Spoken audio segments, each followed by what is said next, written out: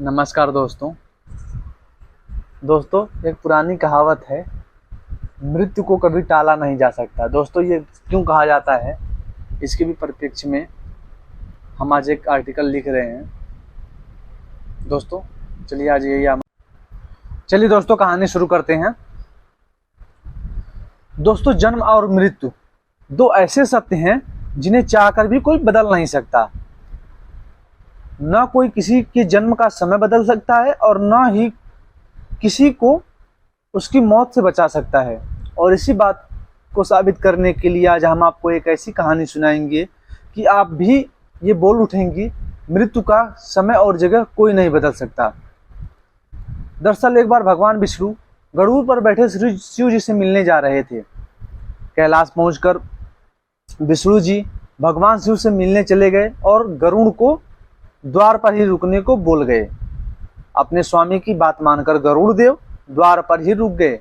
तभी उनका ध्यान वहां पे बैठे एक छोटी सी चिड़िया पर गया। वो चिड़िया देखने में जितना सुंदर थी उतना चंचल भी थी। उसकी हरकतें बार बार गरुड़ देव का ध्यान अपनी ओर खींच रही थी। गरुड़ देव उसकी तरफ देखते हुए मुस्कुरा ही रहे थे कि तभी वहां यमराज आ गए। अंदर जाने से पहले वह कुछ देर द्वार पर रुके और बहुत ही अजीब तरह से उस चिड़िया को घूरने लगे। गरुड़ समझ गए कि यमदेव उस चिड़िया को इतने आश्चर्य से क्यों देख रहे हैं। इसका मतलब इसका अंत पास ही है। लगता है कैलाश से वापस जाते समय वह इसे यमलोक ले जाएंगे। यमदेव तो शिव जी से मिलने अंदर चले गए, लेकिन गरुड़ देव को ये चिंता खाए जा रही थी। उन्हें चिड़िया की मासूमता पर दया आ गई और उसकी जान बचाने के लिए उन्होंने अपने पंजे में दबाया और कैलाश से हजारों मील दूर जंगल में एक चट्टान के ऊपर छोड़ दिया। अब मन ही मन वो इस बात से खुश हो रहे थे कि अब इस प्यारी सी चिड़िया की जान बच जाएगी। मगर गरुड़ देव वापस आए तो देखा यमराज कैलाश से वापस जा रहे थे। उनसे रहा नहीं गया और उन्होंने यमदेव को रोक कर उनसे पूछ ही लिया, प्रभु आप उस मासूम चिड़िया को इतने आश्चर्य से क्यों देख रहे थे।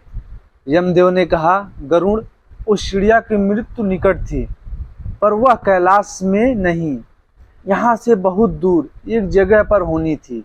मैं यही सोच रहा था कि छोटी सी चिड़िया इतना जल्दी उड़कर हजारों कोस दूर कैसे जाएगी, पर अब वो यहाँ नहीं है। इसका मतलब वो वहां पहुंच चुकी है और उसकी मृत्यु होनी थी और अब तक उसकी मृत्यु हो भी चुकी होगी। गरुड़ देव को खुद के लिए बहुत पछतावा हुआ, क्योंकि वे स्वयं उस चिड़िया को वहां छोड़कर आए थे। लेकिन वे इस बात को समझ चुके थे कि किसी भी जीव की मृत्यु का समय तो तय ही होता है, साथ ही उसका स्थान भी पहले से निश्चित हो चुका होता है। आप सबके साथ चतुराई कर सकते हैं, लेकिन मृत्यु के साथ नहीं। दोस्तों, क्या आप जानते हैं मृत्यु का देवता कहे जाने वाले यमराज किसके पुत्र हैं?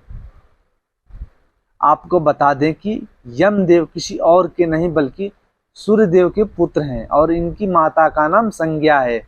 जीवों की मृत्यु लाने वाले देवता यमदेव यमलोक के राजा है, इसीलिए इनका नाम यमराज है। वैसे क्या आपको पता है यमदेव को दक्षिण दिशा का दिक्पाल भी कहा जाता है, यानी कि दक्षिण दिशा की देख रेख की जिम्मेदारी भी इनके पास है। इसीलिए मृत्यु के समय शिव को दक्षिण दिशा में ही रखा जाता है। बता दें, मृत्यु के बाद सबसे पहले मनुष्य यमलोक ही जाता है।